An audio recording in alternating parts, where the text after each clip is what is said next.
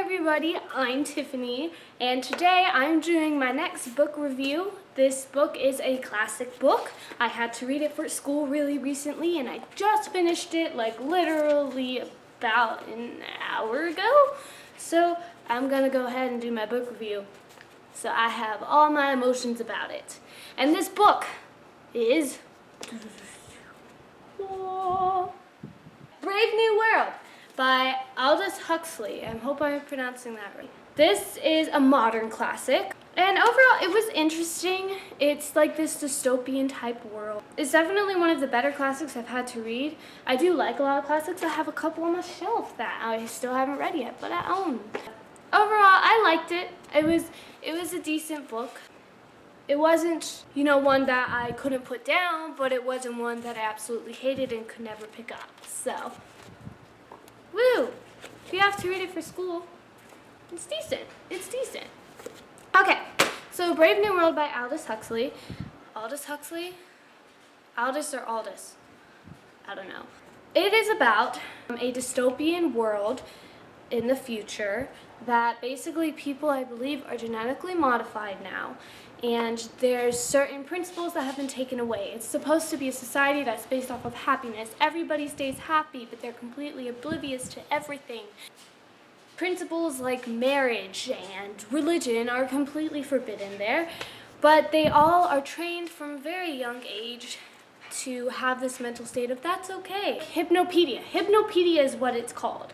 And they basically are given hypnopedia when they're little kids, so it's basically like they sleep, and this voice whispers into their ear while they're sleeping, and it basically helps them remember and set their brain to think a certain way. So all the stuff that's been taken out and everything, like all those principles like marriage and religion, seem horrible and profane, like mother and father are words of obscenity. Whoa. So it's that type of society. The main characters in this book, I would say there's Bernard, there's Lenina, and there's John. Those are your three main. And then there's like Helmholtz, who's kind of like your sad one. You have a couple other sad ones, but those are your main four, I would say. But the first three, Lenina, John, and Bernard, are your main three. It really starts following Bernard and Lenina at the beginning, and then you end up meeting John eventually. Lenina and Bernard end up going to the Savage Reservation, which is where the Indians are, I guess, and they have some of the old principles like religion and like marriage, and so it's so incredible and amazing to go and see how these savages live. They're not civilized. And so they go, and then John ends up being one of the savages, and he has a whole backstory and everything like that, and he ends up being brought back into the civilized world. So it's about him trying to adjust. That's like the second half of the book. It's about him trying to adjust and fit in. This book moves around a lot. That was my only thing. I guess you like surprises and stuff. I had no idea where this book was going, and by the end of it, I felt like it could have gone so much more, and it didn't necessarily. It was still really good, and there's probably more meaning behind it. There's a lot of, allegorical stuff in here. Yeah, I would think it was going one way, and then it's completely diverged, and you just forgot about the whole other thing. And it was interesting. It did keep me guessing about what in the world was going on. When I thought I figured it out, I realized I had no idea what was happening. This got, I believe, a 3.95 on Goodreads, so that's pretty decent. That's pretty decent. I agree with that rating. I agree with it. I gave it about 3 stars. Yeah, it's not that hard to read at all. I know some classics can be daunting because they have a lot of slang or new developed words, and it can just be really confusing, especially modern classics with dystopia. If you ever have to read Clockwork Orange, that is hard to read. For me, it felt really short. It was about 259 pages, and maybe that was because I just finished Game of Thrones. And that's The Stranger, there you go. And that was like 1,000 pages, so 259 felt really, really, really fast. I think you should read it. It's definitely a nice read. Like I said, it's not one that's kept me like, oh my gosh, I have to finish this book. I can't put it down. I have to see what happens next. But I did still like it a whole lot. There wasn't a moment ever really where I was like, I'm done, I don't like this. So if you ever have to read it, no, it's a good book, and you should give it a chance. Don't hold it to, oh my god, it's a classic and I have to read it. Try and enjoy it, because you might find out that you actually really like it. Okay, so that's my little non-spoilery type review thing. I'm going to get more into detail about it now. If you don't want to be spoiled in any way, I suggest you leave now. If you want to stay,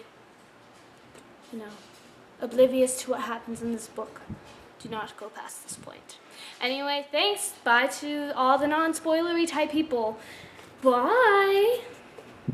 Gone. Okay, I'm starting now, so if you stayed, that's your fault. Okay, so the beginning of this book, I gotta admit, I was a little apprehensive at first because I had read 1984 because we had to read like this dystopian like government takeover stuff in English. So the thing about 1984, I really liked it, but it took me a while to get into it because the whole beginning part is him just explaining all these different customs and everything within the society.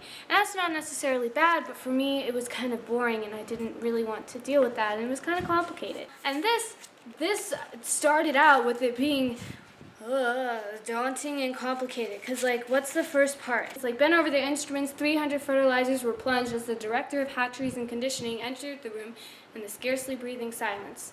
And it started all of a sudden like throwing all these different places and words out, and I was kind of confused, and I'm like, oh gosh, it's going to be describing a whole bunch. But I actually found this description of everything and how it developed a lot more interesting than I assumed it would be. But then I was even a little bit more apprehensive because, as people who have read this book, some of their customs are very odd, and especially going into this not knowing exactly what their customs or anything about this, it was like, what the heck is this? Because there's a tour going on, and they lead them to this area where a bunch of 6-year-olds are playing and everything, and you're like, okay, it's nice little 6-year-olds playing in a field. And then it's describing 2 little kids came by and started doing erotic behavior, and it was like, hold on, what now? Because you gotta realize this passed so nonchalantly because that's a society, but I thought I read that wrong. I went back and read that like 5 times to make sure I understood it, and I still doubted that I was getting this right. I was like, there's no way that I interpreted it that way. Like, there's no way they meant that.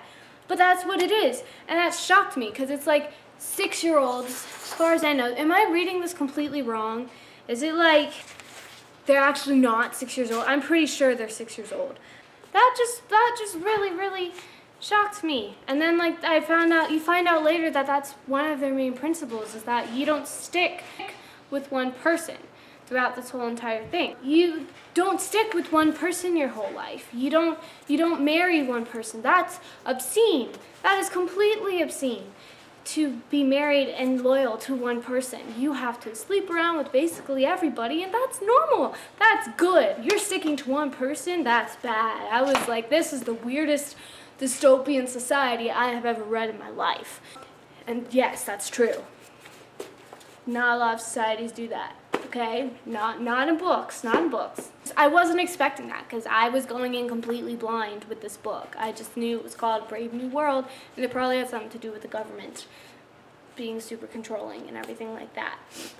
So it wasn't till the 3rd chapter, I believe, that I got really into it, and because the writing style in that chapter was super unique, and I'm really sad it didn't stay that way throughout this book, because that would have been so cool and I would have been interested, and I was like flying through that chapter.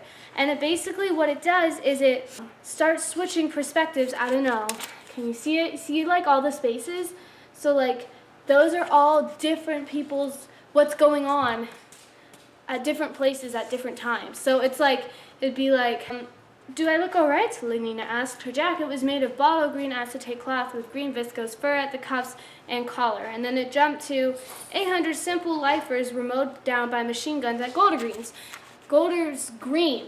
So that switched back to the tour that we were introduced to at the beginning. So it goes to this character of Lenina randomly, and then it switches back. It was just so cool because it was quick back and forth, but you still knew what was happening. I was like, yes, let's go. And I thought the whole rest of the book was going to be like that, and I was excited. And I was like, yes, I'm going to fly through this.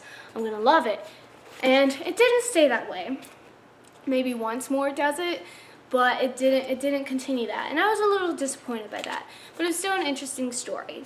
So the next part is they go to the Savage Reservation. And this was interesting because usually when you have two different societies that you're introduced to, one is the super controlling one, and the other one is like the freedom and you like that one. But the thing is, the savages were super extreme too. So you had super controlling and super freedomness that was a little bit too wacky. A little bit. It was one extreme or the other, and I didn't really have a society that I thought, oh my gosh, I like this one 10 times better. The savage place, I was like, I don't want to live here, but I don't want to live where they're taking soma pills and being happy all the entire time. I don't want to be drugged every day either. Oh, what do I do? So that was interesting to me, is that both societies really aren't that appealing at all. Like I said, it takes you on so many different directions because like at the beginning with Bernard and Lenina, I thought they were going to be like this couple that rebelled and fell in love, and then it's like they go to the savage place and you meet John, who's like this kid that's a savage, but his mom was from the civilized place. And he ends up coming back with them. And so I'm like, and he says he has an interest in Lenina. And I'm like, oh, okay, so him and Lenina are going to fall in love because he's like head over heels for her. And they're going to completely defy expectations and everything like that. But still, no, it takes you in a completely different direction where you think it kind of leads up to that. You're like, they're slowly getting together. She's going to convince him. But when she ends up trying to go to sleep with him, being Lenina, who's completely brainwashed and doesn't realize what in the world is going on, he like gets angry with her and starts attacking her. And I'm like, John, you're not okay, dude. And then I slowly started to dislike John because as much as I felt bad for him because he sees how horrible this society is and all he wants to do is fix it, at the same time, I'm like, dude, you're going cuckoo. You're going insanely cuckoo, and you're being mean to everybody. He just progressively got worse and worse and worse until the very end. It's like, oh God. Okay. The ending confuses me a little bit. I mean, I guess I kind of get it. Did he commit suicide? I think he committed suicide. It was like feet dangling, but then it was like, dude, south, east, south. I'm like, did he hang himself and that's his feet moving? I don't know. It was kind of confusing and not the way I expected it to be at all. Overall, I just felt like, I think what bugged me about it, there were two kind of things that bugged me about it. I think the first thing was because nothing really got resolved. I think part of me really, and I think that's what makes it a classic, because it is different and it's not about resolving and killing the government. But I still was kind of expecting that. I thought that there was going to be some type of revolution, like in 1984, he didn't defeat the government, but he did try, you know? So I thought it was going to be something like that, but nobody really made an effort. John kind of did, but he just threw all the soma over, and they had plenty more, and they had soma gas. That was very little. And like the group that was like the oddballs in there really didn't do anything. They talked and they read Shakespeare, but other than that, they didn't really rebel. And even like the main controller dude was like, oh yeah, I like that stuff. It just can't be allowed in this society. We're gonna send you to an island where everybody else thinks like that. I wish I could go, but I can't. That's basically what he said. So they end up going to a paradise, except for John, who moves to a lighthouse and maybe kills himself. I'm not sure exactly. Think he did. I'm gonna stick with that for now. I'll have to reread that part. The other thing I really didn't like, it wasn't that big of a deal, it was just every once in a while. So, like I said, they were shifting perspectives, but sometimes they happened at really weird times. Like usually when you shift perspectives or something, there's like a little space in between letting you know, hey, this person's different from this person. And like I said in chapter 3, they did that beautifully, and it was perfect and beautiful. But there were just a couple times in here where it'd be like, you have a paragraph, and it indent like it was still going from that main person's perspective, but it would start another person. So I'd have to like take a step back and reread it because I'm like, who are we talking about now? And then I go back and I realize, oh, this is John's story. Oh, this is Bernard's story. So that kind of threw me off a little bit. I didn't like how they switched perspectives. It just didn't flow from one thing to another. It just like, it led me in all different directions and it wasn't completely resolved. I feel like it felt kind of like a first half sort of the book, except the ending with John disappearing into the lighthouse and everything. But for a lot of it, it felt like the first half of the book. Like I wanted to know what happened with Bernard and Helmholtz. Did they maybe like start a revolt or something on the island? Did they live happily ever after? I guess we can assume that because you don't hear anything else about them. Is John still alive? I doubt he is. Does Lenina end up falling in love? Because she had a tendency to try and stay with one person, you know? There was just so many questions I still had and I wish they would have been answered in this. But overall, it was still a really great book. Definitely one of the better classics that I've read. I commend my English teacher. She's picked out classics that I've really liked this year, actually. So, thank you. Guys, thanks so much for watching. Those are all my opinions on this. If you have to read it, maybe we'll check this out one day and be like, oh cool, somebody actually did a review on this. Alright. Anyways, thank you so much for everything. I hope you enjoyed this. I hope you have a wonderful, spectacular, and awesome and amazing day.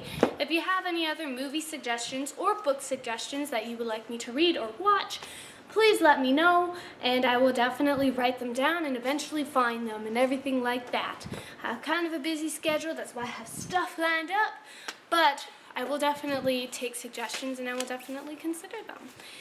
Well, no, I'll eventually do them. You just gotta give me a little time. But anyways, thanks so much for watching.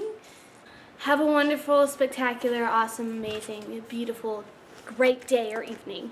Alright, thanks for joining me. Bye!